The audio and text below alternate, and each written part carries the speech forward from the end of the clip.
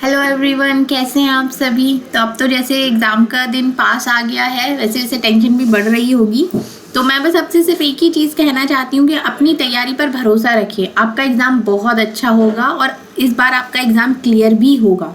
आप देख लेना, आप जिससे अभी अपनी तैयारी जितनी भी आपने करी है, अब तक सारे चैप्टर्स पढ़े हैं, इंपॉर्टेंट टॉपिक्स की सीरीज़ भी देखी हैं, PYQs भी लगाए हैं, सब कुछ बहुत अच्छी तरीके से पढ़ा है। लेकिन लास्ट में आते आते हर किसी को फील होता है कि भाई हमने कुछ तैयारी नहीं करी, कुछ याद नहीं आ रहा है, पता नहीं एग्ज़ाम कैसा होगा। ये सारे मन में थॉट्स आते हैं, लेकिन उन सबको साइड में रखते हुए बस खुद से एक ही बात बोलनी है, जितना भी मैंने कुछ पढ़ा है उस पर मुझे अपना पूरा भरोसा है और मेरा एग्ज़ाम ज़रूर से क्लियर होगा। सिर्फ एक ही थॉट लाना है मन में और एग्ज़ाम देने जाना है, ठीक है। और आपका एग्ज़ाम ज़रूर से क्लियर होगा। अब जब भी हम नए एग्ज़ाम देते हैं तो उससे पहले का जो क्वेश्चन पेपर होता है, जो उससे लास्ट हुआ था, हम ये देखते हैं कि उसमें किस टाइप के क्वेश्चंस आए हैं। चाहे आप सीटेट का एग्ज़ाम फर्स्ट टाइम दे रहे हैं, चाहे आप पहले दे चुके हैं, ठीक है, इससे फ़र्क नहीं पड़ता। जो क्वेश्चन का पैटर्न है, एक तो क्या है कि सीटेट में जो सिलेबस है वो लिमिटेड है, ठीक है। सारे क्वेश्चंस PYQs ही रिपीट होते हैं, क्योंकि टॉपिक सेम है तो वही रिपीटेशन में चलते हैं। इस बार क्या किया है, इन्होंने असर्शन और रीज़न वाले क्वेश्चन बहुत ज़्यादा दिए हैं और पेपर बहुत लेंदी बनाया है। मतलब एक एक क्वेश्चन को आपको पढ़ने में ही टाइम लग जाएगा, तो बस थोड़ा सा टाइम मैनेजमेंट करके चलिएगा। एक ही क्वेश्चन पे बहुत ज़्यादा टाइम मत लगाइएगा। ये सारी चीज़ें भी मैं आपको एक सेपरेट वीडियो बनाकर उसमें डिस्कस करूँगी कि आपको एग्ज़ाम से पहले किन किन बातों का ध्यान रखना है, जिससे कि आपका टाइम सेव हो सके और आप ज़्यादा से ज़्यादा और सभी क्वेश्चंस को अपना टिक कर सकें, ठीक है। और आपको ये तो ऑफलाइन एग्ज़ाम है, तो आपको OMR शीट भी भरनी होगी, तो उसमें भी आपका टाइम जाएगा। तो वो सारी चीज़ें आप किस तरीके से मैनेज करेंगे। ये जो हमारा क्वेश्चन है, क्वेश्चन पेपर है, ये 20 अगस्त वाला क्वेश्चन पेपर है आपका SST का। तो इसमें देख लेते हैं इसमें किस किस तरीके के क्वेश्चंस आए हैं। ये लास्ट में आप अब कुछ अलग से आपको एक्स्ट्रा पढ़ने की ज़रूरत नहीं है, सिर्फ आपने PYQs देखिए, एक बार ये क्वेश्चन पेपर देख लिया और रिलैक्स रहिए, ठीक है। अब ना लास्ट में जो रिवीजन है वो करिए बस, और कुछ नहीं। अपना माइंड को भी थोड़ा सा टाइम दीजिए और अपने एग्ज़ाम पर फोकस करें, ठीक है। अब जैसे कि 31 क्वेश्चन इसमें आता है, निम्नलिखित मूल्यांकन संबंधी प्रश्न पर विचार कीजिए। लोकतंत्र में लोग किन किन तरीकों से भागीदारी कर सकते हैं। विद्यार्थी द्वारा दिए गए उत्तरों को नीचे दिया गया है। कौन सा उत्तर विद्यार्थी के प्रश्न को समझने और एक समावेशी विषयानुकूल उत्तर देने की क्षमता का प्रदर्शन करता है। मतलब अकॉर्डिंग टू स्टूडेंट क्या ये रहता है। तो लोकतंत्र सरकार के संचालन को प्रभावित करने के कुछ तत्व हैं। जन भागीदारी, संघर्ष का समाधान, समानता व न्याय के प्रति प्रतिबद्धता, मतदान, धरना, रैली, सामाजिक आंदोलन, चुनाव में मतदान द्वारा या लोकतंत्र में लोग चुनाव में मतदान द्वारा भागीदारी करते हैं। सभी सरकारें एक निर्धारित समय के लिए चुनी जाती हैं। भारत में यह अवधि 5 वर्ष की है। अगर देखा जाए तो वोटिंग, धरना, रैली, सोशल मूवमेंट, इन सब के थ्रू ही एक तरीके से जो आपका ये रहता है, भागीदारी रहती है, वो इसी तरीके से रहती है। अब अगर हम नेक्स्ट क्वेश्चन देख लेते हैं कि शॉपिंग बाजार और साप्ताहिक बाजार में क्या अंतर है। इसमें ये पूछा गया है, देखिए किस तरीके से घुमा के पूछा गया है कि विद्यार्थी अपनी अंतर कर पाने की क्षमता का प्रदर्शन करने में असफल दिखाई देता है। मतलब इनमें से कौन सा नहीं है, मतलब कौन सा गलत है, रॉन्ग वाला आपको बताना है। तो साप्ताहिक बाजार में बिकने वाला सामान सस्ती दरों पर खरीदे जा सकते हैं, जबकि शॉपिंग मॉल में बिकने वाले सामान को केवल कुछ लोग ही वहन कर सकते हैं। ये भी करेक्ट हो जाता है आपका। साप्ताहिक बाजार में स्थायी दुकानें नहीं होती हैं, जबकि शॉपिंग मॉल में दुकानें लंबे समय तक रहती हैं। बिल्कुल ठीक। साप्ताहिक बाजार ग्रामीण व शहरी दोनों शहरों में लगते हैं, जबकि शॉपिंग मॉल प्राय शहरी क्षेत्रों में ही होते हैं। ये भी करेक्ट है। अब ये वाला आंसर इसमें रॉन्ग है, तो जो रॉन्ग है वही करेक्ट होगा। सप्ताह बाजार वैसे बाजार होते हैं जो सप्ताह में किसी एक निश्चित दिन लगते हैं, जबकि शॉपिंग मॉल बहुमंजिला इमारतें होती हैं जिनमें विभिन्न मंजिलों पर दुकानें होती हैं। वैसे तो ये भी करेक्ट है, लेकिन इन्होंने क्या विद्यार्थी की नज़र से कौन सा बताने में असफल होगा, इस हिसाब से ये वाला इसका करेक्ट हो जाएगा। अब अगर हम नेक्स्ट क्वेश्चन देखते हैं, कक्षा 6 के कुछ विद्यार्थी प्रश्न करते हैं कि यदि पृथ्वी सपाट नहीं है तो मानचित्र कैसे सब कुछ सपाट दिखाते हैं। इस प्रश्न को संबोधित करने का सर्वश्रेष्ठ मार्ग क्या होगा। इन क्वेश्चंस में आपको सबसे ज़्यादा ध्यान रखना है कि जो भी आंसर स्टूडेंट्स के फेवर में होगा वही आंसर करेक्ट है।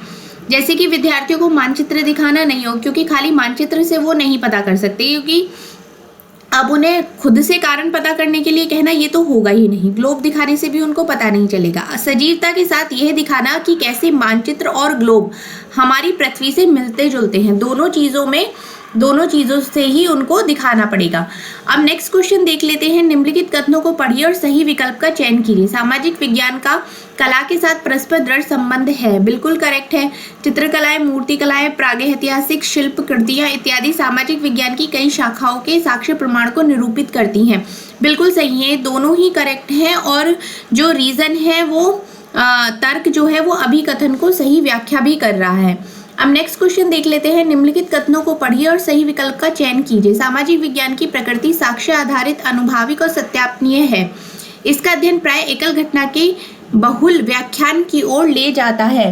अब अगर हम इसकी बात करते हैं तो इसमें भी दोनों ही सही है। ये भी स्टेटमेंट सही है और ये भी स्टेटमेंट सही है। अब नेक्स्ट देखते हैं। रोजी ने एक महिला के नर्स के रूप में तथा पुरुष का अभियंता के रूप में चित्र बनाया है। इसके पीछे का कारण पूछने पर उसने उत्तर दिया कि महिलाएं अच्छी नर्स होती हैं जबकि वे अधिक धैर्यवान और सौम्य होती हैं, बल्कि विज्ञान में तकनीकी दिमाग की आवश्यकता होती है और महिलाएं तकनीकी वस्तुओं का प्रयोग करने में सक्षम नहीं होती हैं। तो ये किसका एक स्टेटमेंट, ये क्या चीज दर्शाता है? जेंडर स्थिरता दर्शाता है, रूढ़िबद्ध धारणा दर्शाता है, वर्गीकरण करना या भेदभाव करना? ये दर्शाता है आपका जेंडर स्टीरियोटाइप। जेंडर रूढ़िबद्ध धारणा, रूढ़िबद्ध धारणा क्या होती है? स्टीरियोटाइप क्या होता है कि जो उतने भी बॉयज हैं वो ये सब कर सकते हैं, बॉयज के लिए ये काम डिफाइन है और गर्ल्स के लिए ये सारी चीजें हैं। तो जो एक तरीके से क्राइटेरिया फिक्स कर दिया है कि गर्ल ये कर सकती हैं, बॉय ये कर सकते हैं, उसको क्या है? वो स्टीरियोटाइप है, वो रूढ़िबद्ध धारणा है जो बहुत पुराने समय से चली आ रही है। अब नेक्स्ट क्वेश्चन देख लेते हैं। विद्यार्थियों को भारत की चुनाव प्रक्रिया के बारे में सुपरिचित कराने के लिए निम्नलिखित में से कौन सी शिक्षा शास्त्रीय विधि श्रेष्ठ होगी? विद्यार्थी को उनके पड़ोस में चुनाव संबंधी सर्वे करने के लिए कहना, कक्षा में प्रतिनिधियों के लिए चुनाव का आयोजन करना, स्थानीय चुनाव पर वृत्त चित्र दर्शाना, किसी विशेषज्ञ को व्याख्यान के लिए आमंत्रित करना। कोई भी काम जब आप स्टूडेंट्स को इन्वॉल्व करेंगे किसी भी काम में तो वो उस चीज़ को बहुत अच्छी तरीके से सीखेंगे। जैसे कि इसमें रोल प्ले, अगर आप कक्षा में ही प्रतिनिधियों के लिए चुनाव का एक आयोजन करते हैं तो वो खुद इन्वॉल्व होंगे इस चीज़ में और तब उसको ज़्यादा अच्छी तरीके से समझेंगे और सीखेंगे। तो ये वाला आंसर स्टूडेंट्स के फेवर में जाता है कि कक्षा के लिए प्रतिनिधियों के चुनाव का आयोजन करना, जिससे ये सर्वश्रेष्ठ विधि होगी। आदिवासी और चलवासी पशुचारियों के जीवन के प्रति विद्यार्थियों को संवेदनशील बनाने हेतु श्रेष्ठ संभाव्य अभ्यास होगा। बकरवालों पर चलचित्र और वृत्त चित्र दिखाना, व्याख्यान व सेमिनार, आदिवासी और चलवासी पशु चरवाहों पर सामूहिक चर्चा और पाठ्यपुस्तक पठन। तो चर्चा और पठन के द्वारा तो नहीं हो पाएगा। और रही बात सेमिनार की, वो भी नहीं होगा, क्योंकि अगर आपको किसी के जीवन के बारे में बताना है तो आप उसकी अगर मूवी दिखाएंगे और डॉक्यूमेंट्री बच्चों को दिखाएंगे तो वो बहुत ही ज़्यादा इफेक्टिव होगी। मतलब बच्चे उससे बहुत ही अच्छी तरीके से और बहुत जल्दी उस चीज़ को समझेंगे। एक संवेदनशील जो भावना उनकी होगी वो भी इसमें आएगी। अब अगर हम नेक्स्ट क्वेश्चन देखते हैं। विद्यार्थियों द्वारा जल के इस्तेमाल पर सामूहिक चर्चा करते समय शिक्षक को श्यामपट्ट का इस्तेमाल निम्नलिखित में से किस तरह करना आना चाहिए? संकल्पनाओं, विषय वस्तु और मुद्दों के आधार पर प्रतिक्रियाओं को व्यवस्थित करना, जो कक्षा में होनहार मानी जाते हैं उनके प्रतिक्रिया को लिखना, विद्यार्थियों की बातों को सुनना लेकिन उनका अभिलेखन आवश्यक नहीं है, चर्चा में कही गई हर बात को अभिलेखित करना। अब ऐसा तो होगा नहीं कि जो बच्चे होनहार हैं सिर्फ उन्हीं की बातों को इम्पोर्टेंस दी जाए, ऐसा नहीं है, क्योंकि अब 4 बच्चे होशियार होंगे 40 में से। अब सबको तो आपको तो पूरी क्लास को मिला जुला कर लेके चलना है ना।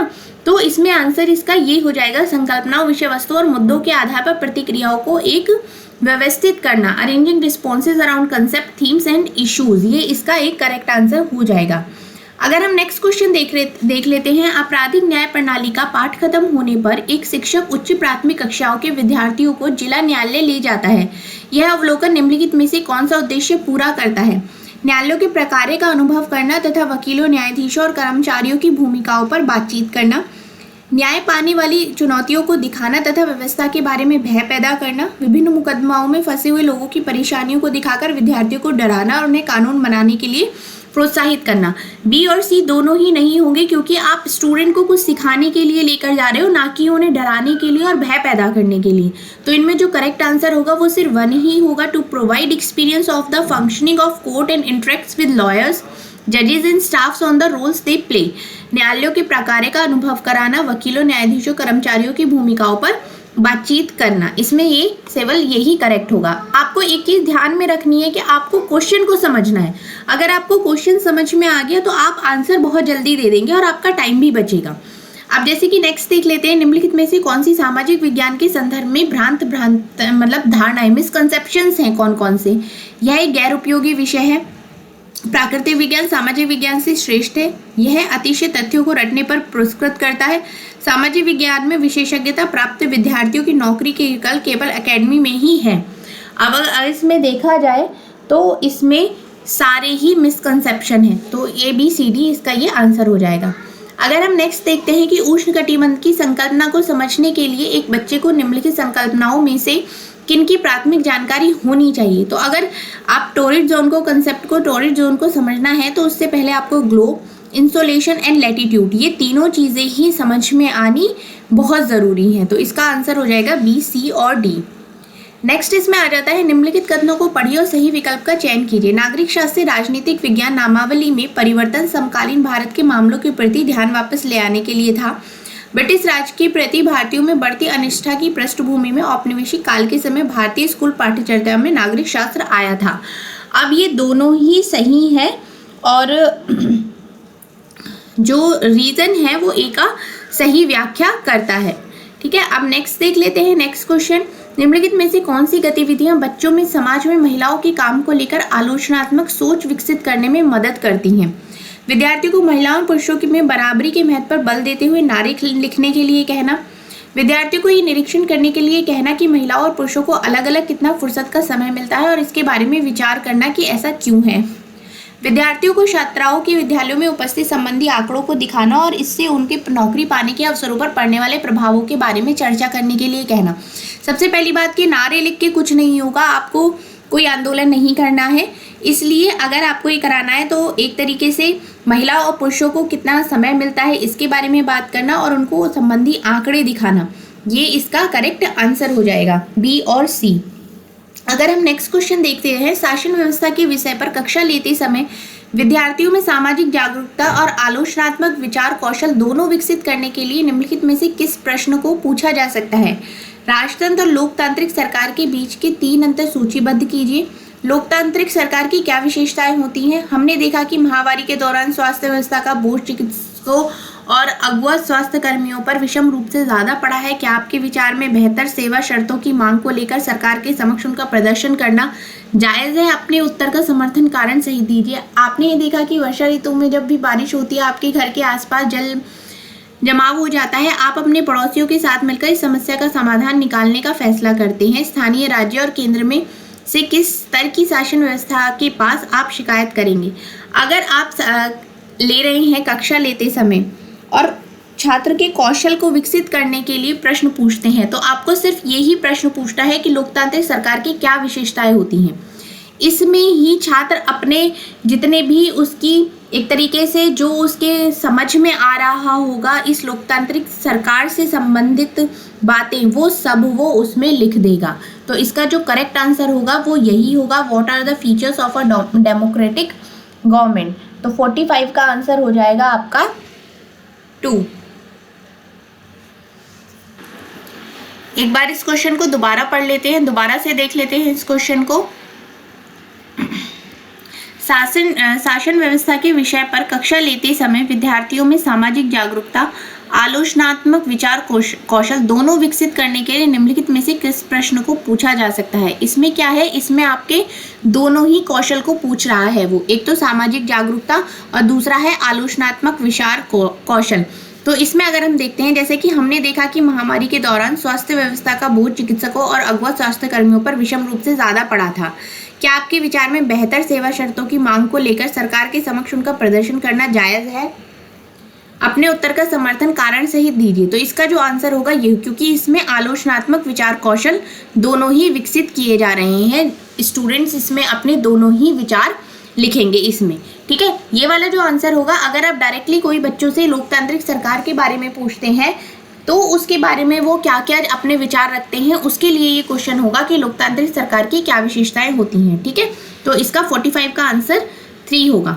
अब नेक्स्ट क्वेश्चन देख लेते हैं। एक शिक्षिका अपने पाठ योजना के लिए अपेक्षित अधिगम उद्देश्य इस प्रकार लिखती है। विद्यार्थी साप्ताहिक बाजार की तुलना शॉपिंग कॉम्प्लेक्स के साथ करने में सक्षम होंगे। इस उद्देश्य के लिए विद्यार्थियों को अपना प्रदर्शन करने की आवश्यकता होगी। तो विद्यार्थियों को अपना एनालिसिस करने की आवश्यकता होगी, विश्लेषण करने की आवश्यकता होगी। ठीक है, अगर हम नेक्स्ट क्वेश्चन देखते हैं, नेक्स्ट क्वेश्चन है 47। विद्यार्थियों की भारतीय संघवाद की समझ व सराहना की जांच के लिए निम्नलिखित में से कौन सा मूल्यांकन प्रश्न सर्वाधिक उपयुक्त है? राज्य के 3 अंग विधायिका, कार्यपालिका और न्यायपालिका पर संक्षिप्त विवरण लिखिए। शासन व्यवस्था के 3 स्तर कौन से हैं, उनके कार्य क्या हैं? आपके विचार में क्या होता है कि हमारी राज्य स्थानीय शासन व्यवस्था नहीं होती और सभी फैसले केंद्र से लिए जाते हैं, या फिर संघवाद को परिभाषित करिए। अगर हमें बच्चों से पूछना है, मूल्यांकन से संबंधित प्रश्न पूछने हैं, तो हम उनका विचार जानने की कोशिश करेंगे कि आपके विचार में क्या होता है यदि हमारी राज्य स्थानीय शासन व्यवस्था नहीं होती और सभी फैसले केंद्र लिए जाते। तो इसमें क्या होगा, इसमें बच्चे अपने विचार लिखेंगे जो उन्हें लगता है, जिससे उनका डेवलपमेंट जो होगा वो एक अलग ही लेवल पे होगा, क्योंकि वो सोचेंगे इन सब चीज़ों के बारे में और हर कोई अलग अलग तरीके से अपने विचार इसमें व्यक्त करेगा। अब अगर हम नेक्स्ट क्वेश्चन देखते हैं, मूल्यांकन संबंधित निम्नलिखित प्रश्न पर विचार कीजिए। एक लोकतांत्रिक देश को संविधान की जरूरत क्यों होती है? इनमें से कौन सा उत्तर दर्शाता है कि विद्यार्थी ने प्रश्न को समझा नहीं है? मतलब इसमें से कौन सा एक आपको ये देखना है कि विद्यार्थी को समझ में नहीं आया, इस तरीके का ये आपका क्वेश्चन आ जाता है। अब अगर हम देखते हैं कि संविधान ये सुनिश्चित करता है कि कोई प्रबल समूह सशक्त समूहों पर अपनी शक्ति का प्रयोग ना करे। सही बात है।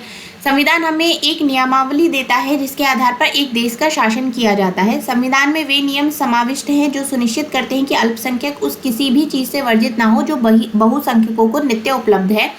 संविधान उन नियमों को पेश करता है जो हमारे राजनीतिक नेताओं द्वारा सत्ता के दुरुपयोग से रक्षा करते हैं। अब अगर देखा जाए, आप इस विद्यार्थी बी की बात करते हैं कि एक नियमावली देता है। एक नियमावली मतलब एक तरीके का एक परफॉर्मा दे दिया जिसमें सारे नियम हुए हैं और इसी तरीके से देश का शासन चलता है, ऐसा नहीं होता है। इसका मतलब इस वाले विद्यार्थी को जो उत्तर है वो समझ में नहीं आया है। ठीक है, अब अगर हम नेक्स्ट क्वेश्चन देखते हैं, निम्नलिखित कथनों को पढ़िए और सही विकल्प का चयन कीजिए। विद्यार्थियों को चित्रों के द्वारा दुनिया के अलग अलग क्षेत्रों की भिन्न भिन्न प्रकार की वनस्पतियों के बारे में समझाने हेतु कर्तन रजिस्टर स्क्रैपबुक का एक कारगर तरीका है। एक कतरन रजिस्टर स्क्रैपबुक का मूल्यांकन उसमें इस्तेमाल विभिन्न सामग्रियों के मूल्य के आधार पर ही किया जाना चाहिए। अगर इसमें देखा जाए तो ये तो करेक्ट है, विद्यार्थियों को चित्र को दुनिया के अलग अलग क्षेत्रों के अगर हम वनस्पति के बारे में समझाना है तो इस तरीके के एक बहुत अच्छा ये तरीका होता है। लेकिन उसका जो मूल्यांकन है उसमें सामग्रियों के मूल्य के आधार पर नहीं किया जाना चाहिए। ठीक है, तो इसका जो ऑप्शन है वो ए करेक्ट हो जाएगा और आर रॉन्ग हो जाएगा। अब अगर हम नेक्स्ट क्वेश्चन देखते हैं, विद्यार्थियों के तथ्यात्मक ज्ञान की जांच के लिए किस तरह के प्रश्न पूछे जा सकते हैं? मतलब अगर आप बच्चों की फैक्चुअल नॉलेज को टेस्ट करना चाहते हैं तो आप किस तरीके के क्वेश्चंस उससे पूछेंगे? मतलब टर्मिनोलॉजी से रिलेटेड पूछेंगे, परिभाषिक शब्दावली का ज्ञान पूछेंगे, या वर्गीकरण और श्रेणियों का ज्ञान पूछेंगे, रणनीतिक ज्ञान पूछेंगे, या विषय विशेष कौशल का ज्ञान पूछेंगे। आप टर्मिनोलॉजी से रिलेटेड क्वेश्चंस पूछेंगे अगर आप उसकी फैक्चुअल नॉलेज को टेस्ट करना चाहते हैं। तो कभी ऐसा होता है कि आपको कोई क्वेश्चन हिंदी में समझ में नहीं आ रहा है तो उसको इंग्लिश में ज़रूर पढ़िए। अगर इंग्लिश में आप इंग्लिश मीडियम के हैं, इंग्लिश में कोई क्वेश्चन क्लियर नहीं हो रहा है तो आप उसको हिंदी में ज़रूर देखिए। अब जैसे अगर इसी क्वेश्चन की बात करें, फैक्चुअल नॉलेज को अगर टेस्ट करना है तो किस तरीके के क्वेश्चंस पूछेंगे? टर्मिनोलॉजी से रिलेटेड पूछेंगे, तो ये डायरेक्ट आपको समझ में आ गया। लेकिन इसमें परिभाषिक शब्दावली, वर्गीकरण, श्रेणियों का ज्ञान, रणनीतिक ज्ञान, ये सब सिमिलर से लग रहे हैं तो थोड़ा कंफ्यूज हो रहे हैं। तो कभी कभी इंग्लिश में चीज़ें बहुत क्लियर होती हैं, वहाँ से भी उसका आंसर कर सकते हैं, कभी आप हिंदी में भी कर सकते हैं। तो ये क्योंकि ये दोनों ही आपका करेगा। अब एक ग्रीनचिट यामनोत्तर समय दोपहर के 12 बजे का है तो 45 डिग्री पूर्व देशांतर का समय क्या होगा? ये मैंने क्वेश्चन आपको करवाया भी था कि जैसे अगर हम देखते हैं, जैसे कि ये आपका ग्लोब है, ये पोर्शन हो गया आपका ईस्ट का और ये पोर्शन हो गया आपका वेस्ट का। जब भी टाइम ईस्ट की तरफ का पूछा जाएगा तो वो टाइम प्लस में होगा, और वेस्ट की तरफ का पूछा जाएगा तो ये टाइम आपका माइनस में होगा। अगर दोपहर के 12 बजे के समय का है और ये आपसे ये लॉन्गिट्यूड का ईस्ट का पूछ रहा है, तो इट मीन समय आपका बढ़ेगा। समय बढ़ेगा तो आपके ये जो दो ऑप्शन हो गए 10 बजे और आपका हो गया सुबह 9 बजे, तो ये दोनों तो अपने आप ही क्रॉस हो जाएंगे। तो आपके पास दो ऑप्शन बचते हैं, या तो 2 बजे या फिर 3 बजे। अब जैसे अगर हम देखें कि 1 घंटे में जो 24 घंटे में अर्थ है वो 360 डिग्री घूमती है, ठीक है। 1 घंटे का निकालेंगे तो 360 डिवाइड बाई 24, इसको काटा पीटी करने के बाद आपका आएगा 15 डिग्री, ठीक है। 1 घंटे में अगर वो 15 डिग्री घूमती है, यहाँ पर कितने डिग्री पूछा है 45, तो 45 डिग्री हो गया। तो 15 को अगर हम 3 से मल्टीप्लाई करेंगे तभी तो 45 डिग्री आएगा। तो यहाँ पर कितने घंटे बढ़े 3 घंटे, तो 12 से अगर हम 3 घंटे प्लस करेंगे तो वो कितने बजे आएगा, वो आपका आंसर आएगा 3 बजे, ठीक है। ये आपको क्लियर हो गया। इसी तरीके से आपको क्वेश्चन करना है। अगर वेस्ट का पूछा है तो माइनस में होगा समय, और अगर ईस्ट का पूछा है तो प्लस में होगा, ठीक है। ये आप ध्यान रखिए। नेक्स्ट क्वेश्चन देखते हैं। तटीय क्षेत्रों में समुद्री गुफाएं बनती हैं, समुद्री गुफाओं के निर्माण के लिए उपयुक्त कारण का चयन कीजिए। जो कि समुद्री गुफाएं बनती हैं उनके क्या क्या रीजंस होते हैं। अगर हम उसकी बात करते हैं तो तरंगों द्वारा अपरदन और निक्षेपण, तो ये हो गया आपका पवन अपरदन नहीं होगा, मानव निर्मित गतिविधि भी नहीं होगा, शैलों का गिरना भी नहीं होगा। तरंगों द्वारा जो एक तरीके से वेव्स होती हैं जिनका डिपोजिशन होता है, उसकी वजह से ही समुद्री गुफाएं बनती हैं। नेक्स्ट क्वेश्चन है, स्थान परिवर्तन से प्राकृतिक वनस्पति में भी परिवर्तन होता है। सदाबहार वृक्ष भूमध्यवर्ती प्रदेश के समीप ही क्यों उगते हैं? निम्नलिखित में से उपयुक्त कारण का चयन कीजिए। अगर हम बात करते हैं, क्योंकि यहाँ पर बहुत ज़्यादा भारी वर्षा और उच्च तापमान होता है, जिसकी वजह से स्थान परिवर्तन से प्राकृतिक वनस्पति में भी परिवर्तन होता है, और सदाबहार वृक्ष और भूमध्यवर्ती प्रदेश के समीप ही उगते हैं भारी वर्षा और उच्च तापमान के कारण। अब अगर नेक्स्ट क्वेश्चन देखते हैं, अक्षांशों के बारे में निम्नलिखित कथनों पर विचार करें, इनमें से कौन सा सही है? उत्तर ध्रुवीय व्रत विषुवत रेखा के 23.5 उत्तर में स्थित है। मकर रेखा दक्षिणी गोलार्ध से होकर गुजरती है। दक्षिणी ध्रुव व्रत विषुवत रेखा के 23.5 दक्षिण में स्थित है। कर्क रेखा दक्षिणी गोलार्ध से होकर गुजरती है। इनमें से कौन सा सही है? अगर हम बात करते हैं तो मकर रेखा दक्षिणी गोलार्ध से होकर गुजरती है, और कर्क रेखा दक्षिणी गोलार्ध से होकर नहीं गुजरती। जो कर्क रेखा होती है वो उत्तरी गोलार्ध से होकर गुजरती है, ठीक है। तो इसलिए इसका जो आंसर होगा वो 2 होगा। ग्लोब को अगर 2 बराबर भागों में बांटते हैं तो खींची गई काल्पनिक रेखा को क्या कहा जाता है? काल्पनिक रेखा को विषुवत रेखा कहा जाता है, जब हम ग्लोब को 2 बराबर भागों में बांटते हैं। तो निम्नलिखित में से ग्लोब के बारे में सही कथनों का चयन कीजिए। ग्लोब वाले चैप्टर से आपके अभी भी आप देख रहे हैं कि कितने क्वेश्चंस पूछे गए हैं। ग्लोब के बारे में सही कथन का चयन करें। ग्लोब पर अक्षांश और देशांतर खींचे गए हैं। यह अपने अक्ष पर झुकी हुई अवस्था में है। यह पृथ्वी का वास्तविक प्रतिरूप है। यह अंडाकार आकृति में है। इनमें से कौन सा सही है? अगर हम बात करें तो ये ए, बी और सही, ये तीनों करेक्ट हैं। यह अंडाकार आकृति में है, ये ऐसा नहीं है, ठीक है। चलिए नेक्स्ट क्वेश्चन देख लेते हैं। समताप मंडल की परिस्थितियां हवाई जहाज उड़ाने के लिए आदर्श होती हैं। सही कारण का चयन कीजिए। उच्च वायु दाब के कारण, निम्न वायु दाब के कारण, और बादलों अथवा मौसम संबंधी घटनाओं से मुक्त होना, और आंधी वाली परिस्थितियां, तेज पवन। अगर हम बात करते हैं तो समताप मंडल में बादल और मौसम संबंधी घटनाओं से ये मुक्त होता है, जिसकी वजह से हवाई जहाज उड़ाने के लिए ये एकदम उसके फेवर में होती है ये। अब अगर हम बात करते हैं, इससे भी कई क्वेश्चन पूछे गए। ओजोन परत, रेडियो प्रेषण, मौसम संबंधी घटनाएं या पतली वायु। अगर हम बात करते हैं ओजोन परत की, तो ओजोन परत जो है आपकी समताप मंडल में है। रेडियो प्रेषण जो होता है आपका, वो होता है आपका वाह्य वायुमंडल में। मौसम संबंधी जितनी भी घटनाएं होती हैं वो आपकी क्षोभ मंडल में होती हैं, और जो पतली वायु होती है वो आपकी वाहिर मंडल में होती है, ठीक है। नेक्स्ट क्वेश्चन देख लेते हैं। गल्फ स्ट्रीम या गर्म महासागरीय जलधारा है क्योंकि ये भूमध्य रेखा के निकट उत्पन्न होती है। स्ट्रीम गर्म महासागरीय जलधारा क्यों होती है? क्योंकि ये भूमध्य रेखा के निकट उत्पन्न होती है। अब अगर हम नेक्स्ट देख लेते हैं, स्थानांतरी कृषि, वाणिज्यिक अनाज कृषि, गहन निर्वाह कृषि या चलवासी पशुचारण कृषि, यहाँ कौन कौन से क्षेत्र में और प्रदेश में किस तरीके की कृषि होती है? अगर हम स्थानांतरित कृषि की बात करते हैं तो वो होती है सघन वन वाले क्षेत्रों में। A का 3 ये हो गया, ठीक है। अगर हम वाणिज्यिक अनाज कृषि की बात करते हैं तो वो होती है शीतोष्ण घास के मैदान में। गहन निर्वाह कृषि की बात करते हैं तो वो होती है सघन जनसंख्या वाले क्षेत्र में। और चलवासी पशुचारण जो होता है वो अर्धशुष्क और शुष्क प्रदेश में होता है। ठीक है। अब ये सारे क्वेश्चन आपके एनसीईआरटी के बुक के चैप्टर से ही हैं। जो चैप्टर्स आपको पढ़ाए गए हैं डिटेल में उन्हीं से ही ये क्वेश्चन पूछे गए हैं। इससे अलग एक भी क्वेश्चन नहीं है। पूरे चैप्टर्स में से एक चैप्टर से 3 4 क्वेश्चन पूछे गए हैं। निम्नलिखित में से ऊर्जा संसाधनों पर असत्य कथन का चयन कीजिए। इनमें से कौन सा रॉन्ग है ये आपको बताना है।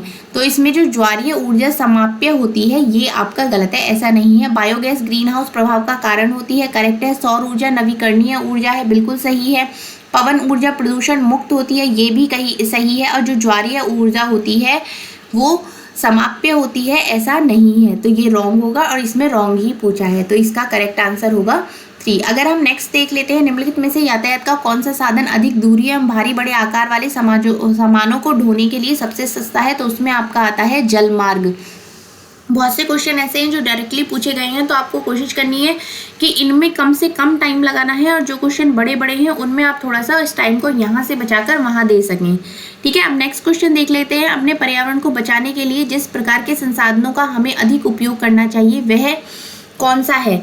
हमें अपना पर्यावरण को बचाना है तो उसके लिए हमें किस तरीके के संसाधनों का यूज़ करना चाहिए? नवीकरणीय संसाधनों का, रिन्यूएबल रिसोर्सेज का हमें यूज़ करना चाहिए। अब नेक्स्ट क्वेश्चन देख लेते हैं। एक कक्षा गतिविधि के समय शिक्षक ने विद्यार्थियों से आदिवासियों जैसी दिखने वाली गुड़िया का चयन करने के लिए कहा। अधिकांश विद्यार्थियों ने रंग बिरंगे कपड़े पहनी हुई, सिर पर मुकुट लगाए, नृत्य मुद्रा वाली गुड़िया उठा ली। यह व्यवहार क्या दिखाता है? यह व्यवहार दिखाता है आपका रूढ़िबद्धता। रूढ़िबद्धता मतलब स्टीरियोटाइप। स्टीरियोटाइप क्या होता है? किसी के बारे में कोई भी अवधारणा बना लेना। जैसे कि मैंने आपको बॉय और गर्ल का एग्जाम्पल दिया था, बॉय और गर्ल के बारे में जो अवधारणा बनी हुई है। इसलिए आदिवासियों को भी हमेशा यही सुना है कि आदिवासी रंग बिरंगे कपड़े पहनते हैं, सिर पर मुकुट लगाते हैं, नृत्य करते हैं। तो इसीलिए ये पहले से ही एक स्टीरियोटाइप था, तो उन्होंने बच्चों ने वही गुड़िया उठाई।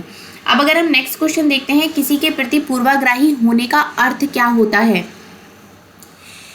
पूर्वाग्रही किसी के प्रति होने का क्या अर्थ होता है? पूर्वाग्रही का अर्थ होता है उन्हें नकारात्मक रूप से देखना, जो लोग भिन्न हैं उनका अनादर करना या समूह के सदस्यों के विरुद्ध भेदभाव करना। किसी के लिए श्रेष्ठ मानना ऐसा तो नहीं होता है। पूर्वाग्रह मतलब किसी के लिए हम एक परसेप्शन बना लेते हैं अपने मन में कि ये ऐसा होगा। तो आज ऐसा तो होता नहीं है कि हम उसके लिए उत्तम या श्रेष्ठ मानना शुरू कर दें। तो ए, सी और डी इसका करेक्ट आंसर हो जाएगा। अब अगर हम बात करते हैं नेक्स्ट क्वेश्चन की, निम्नलिखित कथनों को पढ़िए और सही विकल्प का चयन कीजिए। संघीय व्यवस्था भारत में सांस्कृतिक विविधताओं की आवश्यकताओं तथा मांगों का पालन करती है। यह देश में अभिशासन के बहुलिक चरण स्तर स्थापित करती है। अगर हम बात करते हैं तो ये दोनों ही सही है और जो रीजन है वो अभिकथन की सही व्याख्या भी कर रहा है। नेक्स्ट क्वेश्चन देख लेते हैं। निम्नलिखित में से किन घटनाओं की पहचान अनुसूचित जाति, अनुसूचित जनजाति अत्याचार रोकथाम अधिनियम 1989 के उल्लंघन के रूप में की गई है? तो इसमें आपका आ जाएगा ऊंची जाति के लोगों द्वारा अनुसूचित जाति के लोगों के विरुद्ध हिंसा। ठीक है। अनुसूचित जाति समुदाय के सदस्यों को आपत्तिजनक पदार्थ खाने के लिए बाध्य करना, ये भी था। गैर आदिवासी लकड़ी अवयव व्यापारियों को जनजातीय भूमि में दोहन की अनुमति देना, अनुसूचित जाति समुदाय के सदस्यों से विवाह करना, ऐसा नहीं था। तो ये तीनों इसके करेक्ट आंसर हो जाएंगे, ए, बी और सी।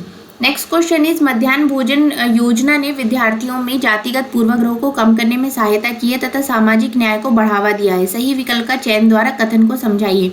सभी जातियों के बच्चे साथ साथ खाते हैं। कई स्थानों में दलित महिलाओं को खाना पकाने के लिए रखा गया है। स्कूल में गरीब बच्चों का प्रवेश लेना कई गुना बढ़ गया है। स्कूल छोड़ने की दरों में कमी आई है। तो इसके ये चारों ही ऑप्शन करेक्ट है। हाँ, बिल्कुल ऐसा ही हुआ है मिड डे मील स्टार्ट होने के बाद से। निम्न में से कौन सा प्रावधान भारतीय न्यायिक व्यवस्था की स्वतंत्रता सुनिश्चित करते हैं? इसमें से कौन सा एक ऐसा प्रावधान है? अगर हम बात करते हैं, न्यायाधीशों की नियुक्ति की प्रक्रिया में विधायिका शामिल नहीं होती है, करेक्ट है। न्यायाधीशों का निश्चित कार्यकाल होता है, बिल्कुल। न्यायाधीशों के आचरण की संसद चर्चा नहीं कर सकती है, ठीक है। और सर्वोच्च न्यायालय के मुख्य न्यायाधीश को शपथ राष्ट्रपति दिलाते हैं, ऐसा नहीं है। तो इसके ए, बी और सी तीनों करेक्ट हो जाएंगे। 69 का आंसर हो जाएगा आपका 4। नेक्स्ट क्वेश्चन देख लेते हैं। क्वेश्चन नंबर 70, ऑफिस जाने वाली महिला जिसे वेतन एवं सम्मान मिलता है द्वारा निष्पादित ऑफिस संबंधी काम की तुलना में घरेलू महिला द्वारा निष्पादित काम अनदेखा तथा अदद जाता है। इसके पीछे के संभाव्य कारण की जांच कीजिए। इसके पीछे का सबसे बड़ा कारण यही होता है कि जो घरेलू काम होता है उसका अवमूल्यन होता है, मतलब घरेलू काम की कोई इतनी ज़्यादा वैल्यू नहीं होती है। बाहर से अगर कोई काम करके आ रहा है, पैसे कमा के आ रहा है, तो उसकी एक वैल्यू अलग है। इसमें यही बताया गया है कि इसके कारण जो संभाव्य कारण है वो यही है। नेक्स्ट क्वेश्चन देख लेते हैं। भारतीय नागरिकों को अनुदत्त किस मौलिक अधिकार की परिधि के अंतर्गत सर्वोच्च न्यायालय ने भोजन के अधिकार, निजता के अधिकार, प्रदूषण मुक्त जल एवं वायु के अधिकार की व्याख्या करी है? ऐसा कौन सा आर्टिकल है? तो वो आपका आ जाता है आर्टिकल नंबर 21। इसमें ये सारी चीज़ों की व्याख्या करी गई है। नेक्स्ट क्वेश्चन इज भारतीय धर्मनिरपेक्षता अमेरिकी धर्मनिरपेक्षता से भिन्न है। दोनों के बीच भेदों की पहचान करने वाले सही विकल्पों को निम्नलिखित में से पहचान करें।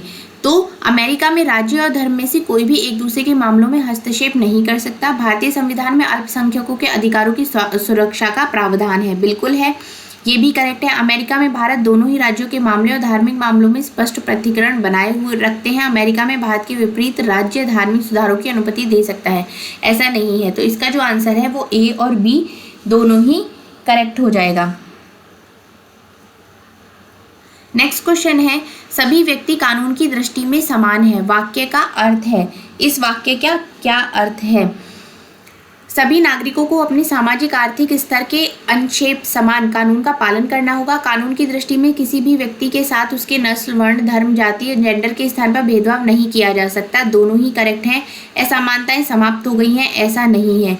यहाँ समस्त नागरिकों के लिए निष्पक्ष अवसर तथा गौरवमय जीवन सुनिश्चित करता है। ठीक है, तो ए, बी और डी इसका करेक्ट आंसर हो जाएगा। नेक्स्ट क्वेश्चन देख लेते हैं। निम्नलिखित में से कौन सा, मतलब आपको एक तरीके से मैचिंग करनी है, तो मैचिंग करने में आपका हो जाएगा राजमिस्त्री की। अगर हम बात करते हैं, राजमिस्त्री जो है वो दिहाड़ी मजदूर है। घरेलू जो कामगार है वो अनियमित मजदूर है। जो सब्जी विक्रेता है वो स्वरोजगार है। जो दुकान में सुपरवाइजर है वो व्यवसायी नहीं है। तो ये तीनों इसके करेक्ट हो जाएंगे, ए, बी और सी। नेक्स्ट क्वेश्चन देख लेते हैं। ग्रामीण क्षेत्रों में शहरी क्षेत्रों में बढ़ते प्रवसन के परिणाम स्वरूप शहरों में औद्योगिक स्थलों के निकट स्लम क्षेत्रों में वृद्धि देखी गई है। इस प्रकार के प्रवसन का क्या कारण है? अगर हम देखते हैं ग्रामीण कामगार बाजार में विघटन हो रहे हैं या घटी हुई कृषि उत्पादकता जो हो रही है। ग्रामीण क्षेत्रों में बढ़ती कुशल कार्यबल की संख्या, ऐसा भी नहीं है। और शहरी क्षेत्रों में जीवन के स्तर में अधोगति, ये भी नहीं है। तो ग्रामीण कामगार जो है वो बाजार में विघटन हो रहा है, घटी हुई कृषि का उत्पादकता हो रही है। तो जो इसका आंसर हो जाएगा वो आंसर नंबर 4 हो जाएगा आपका, बी और सी। निम्नलिखित में से किन सेवाओं को सार्वजनिक सेवाओं में सम्मिलित किया जा सकता है? पुलिस सेवा सार्वजनिक सेवा में आती है। न्यायिक सेवा सार्वजनिक सेवा में आती है। शैक्षिक सेवा ये भी सार्वजनिक सेवा में आती है। निर्माण सेवा, कंस्ट्रक्शन जो होता है वो आपकी सार्वजनिक सेवा में नहीं आता है। तो इसका आंसर ए, बी और सी हो जाएगा।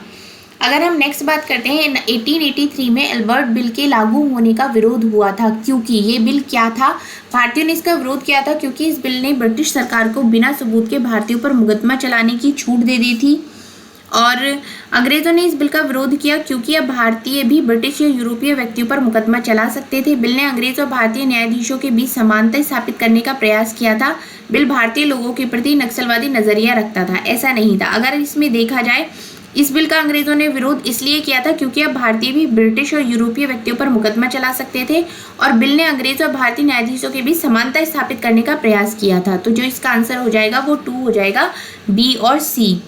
नेक्स्ट क्वेश्चन इज, स्वतंत्र भारत के संबंध में निम्नलिखित कथनों पर विचार करें। हमारा संविधान कानून की नज़र में सबको बराबर मानता है, लेकिन असल जिंदगी में कुछ भारतीय औरों के मुकाबले ज़्यादा बराबर हैं। बिल्कुल करेक्ट है। भारतीय संविधान में तय किए गए आदर्शों को हम अभी तक साकार नहीं कर पाए हैं, बिल्कुल सही है। ये दोनों ही सही हैं। ए और आर का सही वर्गीकरण करता है। पूरी तरीके से सारी चीज़ें अभी भी नहीं हुई हैं। नीचे 2 कथन ए और बी दिए गए हैं, खिलाफत आंदोलन के संदर्भ में है। 1920 में अंग्रेजों ने तुर्की के सुल्तान खलीफा पर बहुत सख्त संधि थोप दी थी। भारतीय मुसलमान चाहते थे कि पुरानी ओटोमन साम्राज्य में स्थित पवित्र मुस्लिम स्थानों पर खलीफा का नियंत्रण नहीं होना चाहिए था। अगर हम बात करते हैं इसकी, तो ए तो सही है इसका, लेकिन जो इसका बी है वो रॉन्ग है। मुसलमान चाहते थे, मुसलमान ऐसा नहीं चाहते थे। तो जो ये वाला पोर्शन है ये इसका करेक्ट है। नेक्स्ट क्वेश्चन देख लेते हैं। सही विकल्प का चयन करें। जैसे जैसे नील का व्यापार बढ़ा था, व्यावसायिक प्रतिनिधि तथा कंपनियों के कर्मचारी भी नील उत्पादन में निवेश करने लगे थे। बिल्कुल ठीक है। इसमें होने वाले अधिक लाभ से आकर्षित होकर बहुत से लोग स्कॉटलैंड और इंग्लैंड से भारत आए और बागान मालिक बन गए थे। अगर हम बात करते हैं तो ये दोनों ही सही है और जो आर है वो ए को सही तरीके से व्याख्या कर रहा है। निम्नलिखित में से अगर आपने ये चैप्टर्स पढ़े हैं ना तो आप इनका आंसर एक बार पढ़ने के बाद तुरंत ही दे देंगे। लेकिन अगर आपने ये चैप्टर्स डिटेल में नहीं पढ़े हैं, आप तुक्का लगाएंगे, वो तुक्का कभी आपका सही बैठ सकता है, कभी आपका सही नहीं बैठेगा।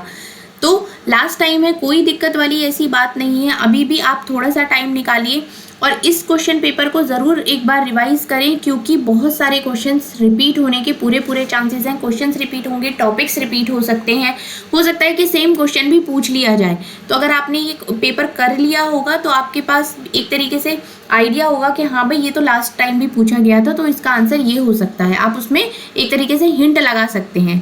ठीक है, नेक्स्ट क्वेश्चन देख लेते हैं। निम्नलिखित में से कौन से कथन बुद्ध के उपदेशों के संबंध में सही है? हमारे कष्ट और दुख हमारे पिछले जन्मों के परिणाम है।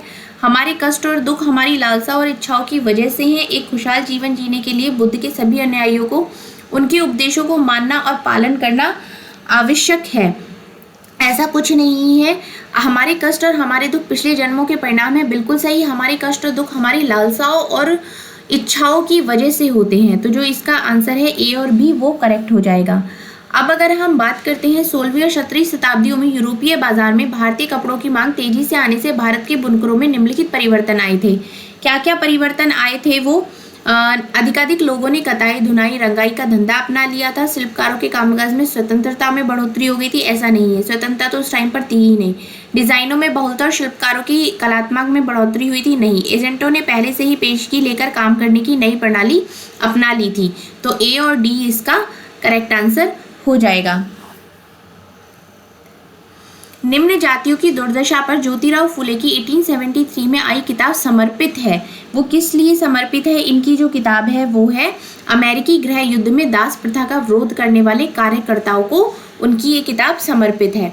अब अगर हम नेक्स्ट क्वेश्चन देख लेते हैं। निम्नलिखित कथनों पर विचार करें। 19वीं सदी के दूसरे अर्ध तक गैर ब्राह्मण जातियों के भीतर से भी लोग जातीय भेदभाव के खिलाफ आवाज उठाने लगे और सामाजिक समानता और न्याय की मांग करते हुए आंदोलन की शुरुआत करी। मध्य भारत में सनातनी आंदोलन की शुरुआत घासीदास ने की, जिन्होंने चमड़े का काम करने वालों के बीच काम किया, उनको संगठित किया और उनकी सामाजिक स्थिति में सुधार के लिए आंदोलन किया। ये दोनों ही करेक्ट हैं, ऐसा ही हुआ था और जो एग्जाम्पल दिया गया है वो भी बिल्कुल करेक्ट है। लेकिन में से किसने कुरान की आयतों की पुनर्व्यवस्था करके कहा कि महिलाओं को भी शिक्षा का अधिकार मिलना चाहिए? ये कौन थी? ये बेगम मुमताज अली थी जिन्होंने ये कहा था। अब नेक्स्ट क्वेश्चन देखते हैं। मध्यकाल में जनजातीय समूहों के बारे में हमें बहुत कम जानकारी है। क्योंकि हमें इतनी कम जानकारी क्यों है?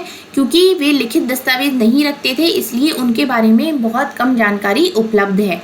नेक्स्ट क्वेश्चन देखते हैं। खुदा की रचना के खाते में उनका ब्यौरा चूंकि मर्दों की सूची में नहीं आता, इसलिए इतनी शानदार खूबियों से भी उसे आखिर हासिल क्या हुआ? यह लेखांश 13वीं शताब्दी के किसके द्वारा लिखा गया था? अगर हम बात करते हैं तो ये रजिया के द्वारा ये लिखा गया था। नेक्स्ट क्वेश्चन आता है। 12वीं शताब्दी में प्रयुक्त प्रौद्योगिकी के संबंध में निम्नलिखित में से कौन सा कथन सही है? मेहराबों का निर्माण अधिरचना के भार को स्थानांतरित करने के लिए किया जाता है। मेहराब का मध्य भाग आधारशिला कहलाता है। अगर हम इसकी बात करते हैं तो इसमें से केवल ए ही करेक्ट है। मेहराबों का निर्माण अधिरचना के भार को स्थानांतरित करने के लिए किया जाता था। नेक्स्ट क्वेश्चन देख लेते हैं। निम्नलिखित में से कौन से पुरा पाषाण स्थल में चूना पत्थर के बने औजार मिले हैं? ये आपका हुसगी, ये जो है यहाँ पर ये आपके औजार मिले हैं। ये लास्ट क्वेश्चन हम देख लेते हैं। निम्नलिखित में से कौन सा महाजनपदों के नियमित रूप से कर वसूलने के संदर्भ में सही नहीं है? कौन सा इसमें से करेक्ट नहीं है? ज़्यादातर फसलों पर कर उपज का आधा हिस्सा निर्धारित होता था, ऐसा नहीं होता था। ठीक है, इस क्वेश्चन पेपर को आप एक बार ज़रूर देखें, क्योंकि इससे आपको बहुत ज़्यादा हेल्प मिलेगी। आप इतना ज़्यादा सब कुछ पढ़ने की ज़रूरत नहीं है, ये भी पढ़ लें ये भी पढ़ लें, ऐसा नहीं है। जितना आपने पढ़ा है उस पर भरोसा रखिए, उस पर विश्वास रखिए, आपका एग्ज़ाम डेफिनेटली क्लियर होगा।